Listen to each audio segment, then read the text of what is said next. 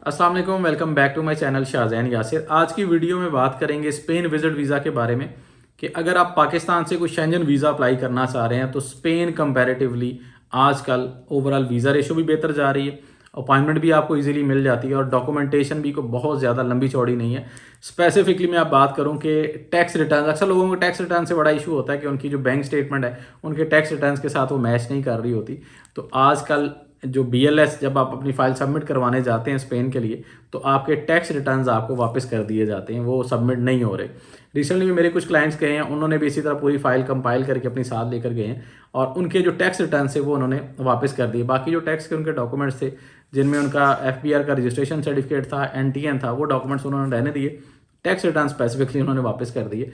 तो अगर आप स्पेन का विजिट वीज़ा अप्लाई करना चाह रहे हैं तो मैं आपको स्टेप वाइज बता देता हूँ कि आपने वीज़ा अप्लाई कैसे करना है।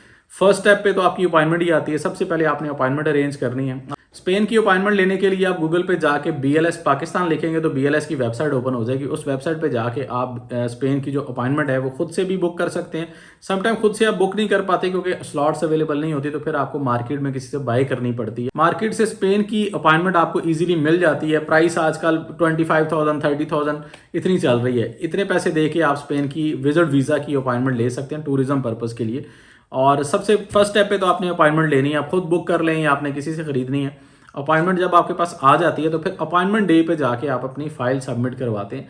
अब फाइल में क्या क्या चीज़ें इंपॉर्टेंट होनी चाहिए, जो चीज़ें लगाने से आपका वीज़ा अप्रूव हो सकता है। तो बेसिकली दो तरह की प्रोफाइल्स होती हैं, या तो आप बिज़नेस कर रहे हैं या आप जॉब कर रहे हैं। अगर आप बिज़नेस कर रहे हैं तो बिज़नेस से रिलेटेड आपके डॉक्यूमेंट्स जो हैं वो आपने अटैच करने हैं अपनी वीज़ा एप्लीकेशन के साथ, जिसमें अगर आप FBR में रजिस्टर्ड हैं तो FBR का रजिस्ट्रेशन सर्टिफिकेट, आपका NTN हो गया, चैम्बर का रजिस्ट्रेशन कार्ड और सर्टिफिकेट, इसके अलावा आपका जो लेटर हेड है, विजिटिंग कार्ड है बिजनेस का, ये आप अटैच कर सकते हैं। उसके अलावा आपकी जो बैंक स्टेटमेंट है, बिजनेस की बैंक स्टेटमेंट है, पर्सनल बैंक स्टेटमेंट है, तो दोनों आप अटैच कर सकते हैं। अगर आपकी एक बैंक स्टेटमेंट है तो आप एक भी अटैच करके वीज़ा हासिल कर सकते हैं। ये सारे डॉक्यूमेंट्स हो गए बिजनेस वालों के लिए। और जो जॉब कर रहे हैं तो मैं हमेशा बताता हूँ कि 3 डॉक्यूमेंट्स ज़रूरी होते हैं। फर्स्ट आपका जो एम्प्लॉयमेंट लेटर है, उसके बाद आपका NOC फ्रॉम कंपनी और थर्ड आपकी सैलरी स्लिप। लास्ट 3 मंथ्स की सैलरी स्लिप चाहिए होती हैं। बैंक स्टेटमेंट जो है आपकी पर्सनल बैंक स्टेटमेंट, वो आपने 6 मंथ्स की ही अटैच करनी है। बेहतर तो ये होता है कि आप 6 मंथ्स की अटैच करें अगर शेंजन वीज़ा अप्लाई कर रहे हैं। स्पेशली मैं बात कर रहा हूँ स्पेन की, तो स्पेन के लिए आपने 6 मंथ्स की बैंक स्टेटमेंट अटैच करनी है। और इसके बाद इंपॉर्टेंट बात की जी, आपका क्लोजिंग बैलेंस कितना होना चाहिए।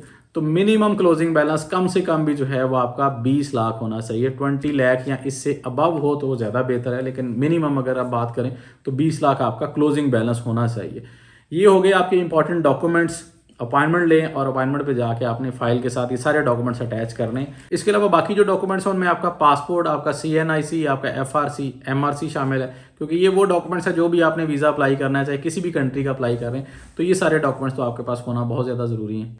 और अब अगर आप वीज़ा आप खुद अप्लाई करना चाह रहे हैं तो आपने कौन कौन से डॉक्यूमेंट्स अटैच करने हैं वीज़ा अप्लाई करने के लिए। सबसे पहले आपकी वीज़ा एप्लीकेशन है, उसके बाद आपका जो कवर लेटर है, उसके बाद आपका ट्रैवल प्लान हो गया, होटल बुकिंग हो गई, आपकी फ़्लाइट रिजर्वेशन और आपकी ट्रैवल इंश्योरेंस। ये 6 डॉक्यूमेंट्स जो मैंने आपको बताया, मैं रिपीट कर देता हूँ। Visa application, cover letter, travel plan, आपकी होटल बुकिंग, फ़्लाइट रिजर्वेशन और आपका ट्रैवल इंश्योरेंस। ये 6 डॉक्यूमेंट्स आपने प्रिपेयर करने हैं खुद से। अगर आप किसी से कंसल्टेंसी ले रहे हैं या फाइल प्रिपेयर करवा रहे हैं तो ये सारे जो डॉक्यूमेंट्स है ये उनकी रिस्पॉन्सिबिलिटी होती है।